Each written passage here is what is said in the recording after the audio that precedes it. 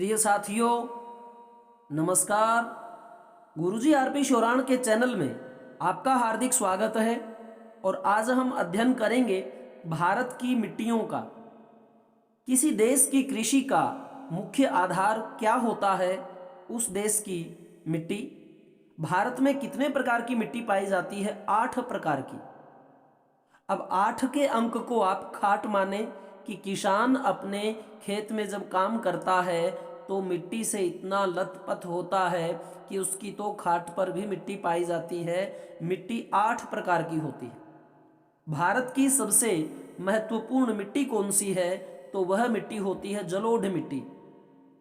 क्योंकि जल जब आता है ऊपर पहाड़ों से तो धीरे धीरे अपने अंदर क्या समेट करके लेके आता है? मिट्टी लेके आता है।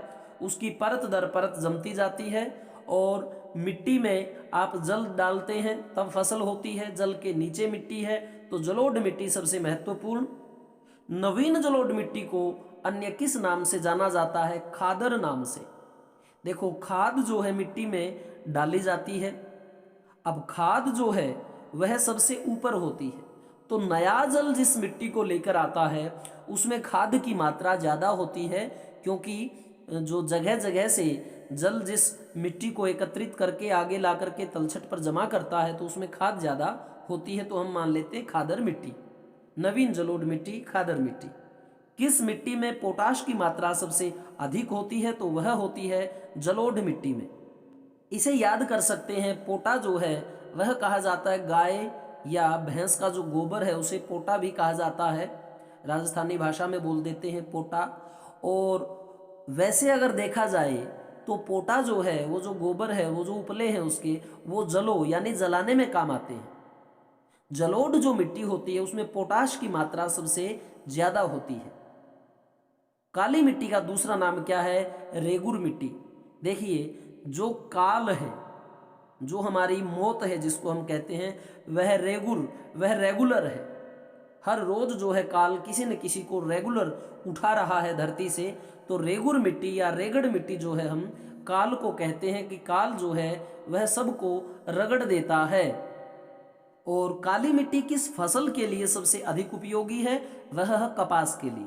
देखो, काल के पास, काल के पास कोई नहीं जाना चाहता, या काल जो है हर किसी के पास चला जाता है। काली मिट्टी कपास के लिए ज़्यादा उपयोगी होती है। काली मिट्टी को रेगड़ मिट्टी या रेगुर मिट्टी कहते हैं क्योंकि काल सबको रगड़ देता है। और पोटा जो है जलाने में काम आता है। जलोढ़ जो है पोटास में इसकी मात्रा ज़्यादा होती है। लाल मिट्टी का लाल रंग किसके कारण होता है? लोह ऑक्साइड के कारण। देखिए, लोहा जो होता है जब आप उसे गर्म करते हैं तो वो लाल रंग का हो जाता है। तो लाल मिट्टी का लाल रंग होता है लोह ऑक्साइड के कारण। किस मिट्टी में आयरन व सिलिका सबसे अधिक पाया जाता है? लैटेराइट मिट्टी में। आयरन होता है लोहा और सिलिका मतलब सील यानी कि पत्थर। यदि लोहे की कोई सील है, कोई सिला है, उसके ऊपर क्या है? आप लेटर लिख सकते हैं। तो किस मिट्टी में आयरन व सिलिका सबसे ज्यादा होते हैं? लैटेराइट मिट्टी में। लेटर जब लिखना है तो हम लोहे की सील पर लिखेंगे। चाय की खेती के लिए सबसे उपयुक्त मिट्टी कौन सी है? लैटेराइट मिट्टी। देखो, जब आप किसी से चाय मंगवाते हैं कि भाई चाय लेके आना, तो आप उसको एक लेटर लिखते हैं। तो चाय की खेती के लिए सबसे उपयुक्त मिट्टी है लैटेराइट मिट्टी। भारत के समस्त स्थल भाग के कितने प्रतिशत भाग में जलोढ़ मिट्टी है? जो भारत का समस्त स्थल भाग है उसके कितने प्रतिशत भाग में जलोढ़ मिट्टी है? तो वह 24%। अब कैसे याद रखेंगे? बी। अब अगर इसको वापिस पढ़े तो बीच नाम आता है। बीच जैसे समुद्र का जो किनारा होता है उसको बीच बोलते हैं कि बीच पे घूमने चलते हैं, तो उस पे जल ही जल होता है। या भारत के बीच में भी क्या है? जल है। तो जलोढ़ मिट्टी 24% जो है हमारे स्थल भाग में पाई जाती है। लावा के प्रवाह से किस मिट्टी का निर्माण होता है? काली मिट्टी। लावा के प्रवाह से जो लावा निकलता है, आपने देखा है, भूकंप देखे हैं और ज्वालामुखी जो देखे हैं, भूकंपों के कारण कहते हैं ज्वालामुखी आते हैं और उनसे जो लावा निकलता है लाल रंग का, जो ज्वलनशील पदार्थ होता है जिससे फिर आगे चट्टान बनती हैं, तो उसमें काली मिट्टी होती है, क्योंकि चट्टानों का रूप भी कैसा, काला। या दूसरी, लावे की तरह बिल्कुल लाल होता है, कौन, काल। कौन सी मिट्टी जैव पदार्थों से भरपूर होती है, काली मिट्टी। देखिए, लावा जब निकलता है अंदर से तो उसके बाद उसकी काली मिट्टी बनती है, और जो धरती के अंदर से आता है लावा जिससे काली मिट्टी बनती है, वो जैव पदार्थों से भरपूर होती है, क्योंकि धरती के गर्भ से उस मिट्टी का ऊपर आना लावे के रूप में हो पाता है। तो जैव पदार्थों से भरपूर होती है। या जीव को कौन लेने आता है, काल लेने आता है।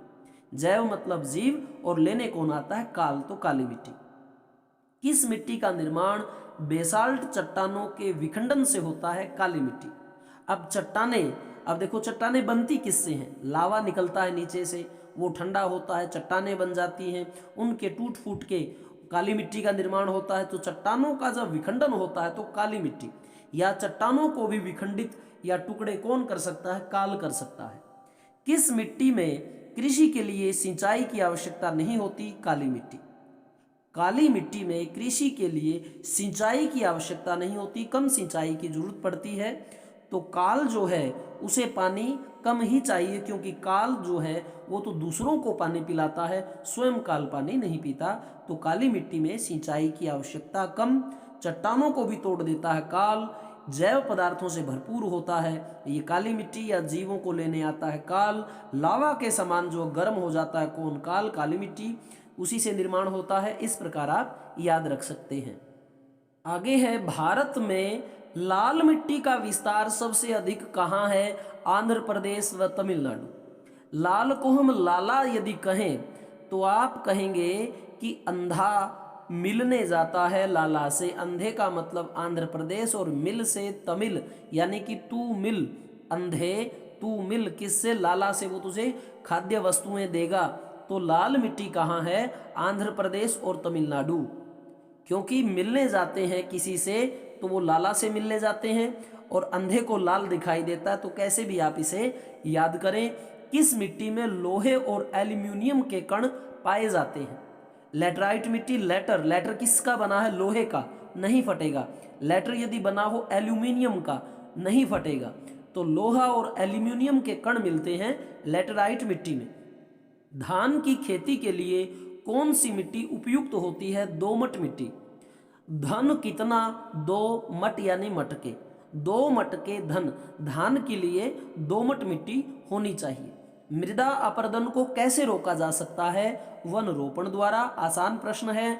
रेगड़ मिट्टी सबसे अधिक किस राज्य में पाई जाती है, महाराष्ट्र में। रेगड़ का मतलब रगड़ना। महाराष्ट्र, महान जो राष्ट्र होता है वह किसी भी छोटे राष्ट्र को रगड़ सकता है। रगड़ कौन सकता है, महान राष्ट्र, या महाराष्ट्र जो है किसी को भी रगड़ सकता है, महाराष्ट्र। किस प्रकार की मिट्टी में जिप्सम का प्रयोग करके उसे उपजाऊ बनाया जा सकता है, अम्लीय मिट्टी को। अब ये देखिए, अम्ल जो होता है वो आप मानते हैं एक प्रकार का मादक पदार्थ है, जैसे अम्ल या फीम किस में लाते हैं लोग, जीप में रख करके। या दूसरा, जीप में कौन आ रही है, अम्मा, ये अम्लीय में अम्मा, अम्मा लाई, क्या लाई, जीप लाई। तो अम्लीय मिट्टी को उपजाऊ किससे बनाया जाता है, जिप्सम का प्रयोग करके। किस प्रकार की मिट्टी में कार्बनिक पदार्थों की अधिकता होती है, काली मिट्टी में।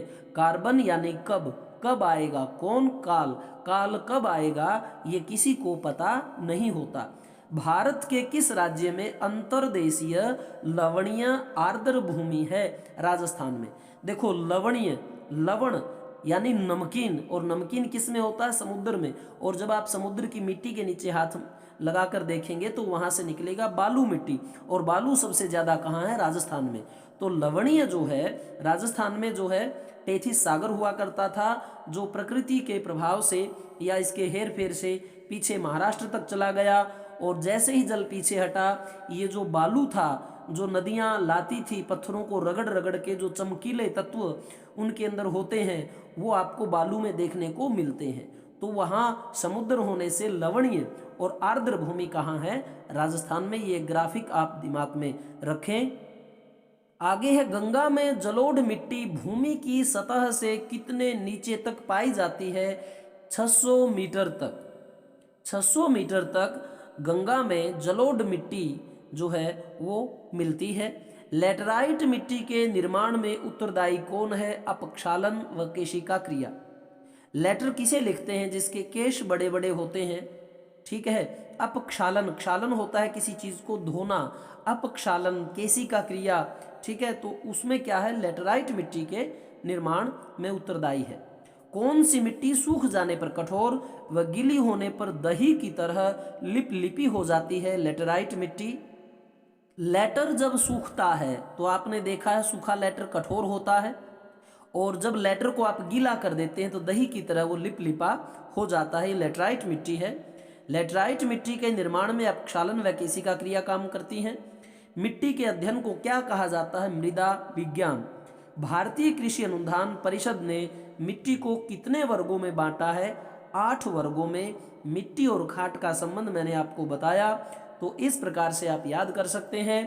प्रिय साथियों, गुरुजी आरपी शोराण के चैनल को इतना समय देने के लिए मैं आपका आभार व्यक्त करता हूं। मैं अपने चैनल पर India GK, Haryana GK trick के साथ, मनोविज्ञान ट्रिक के साथ, हिंदी ग्रामर ट्रिक के साथ, आप ये सब पढ़ने के लिए मेरे चैनल को डबल क्लिक करें। ऊपर आप तीसरे नंबर पर, पहले नंबर पर होम, दूसरे पर वीडियो, तीसरे पर प्लेलिस्ट में जाकर के आप उन सभी लिस्टों को अच्छी प्रकार से देख सकते हैं जो मैंने आपके लिए व्यवस्थित तरीके से एकत्रित कर रखी हैं।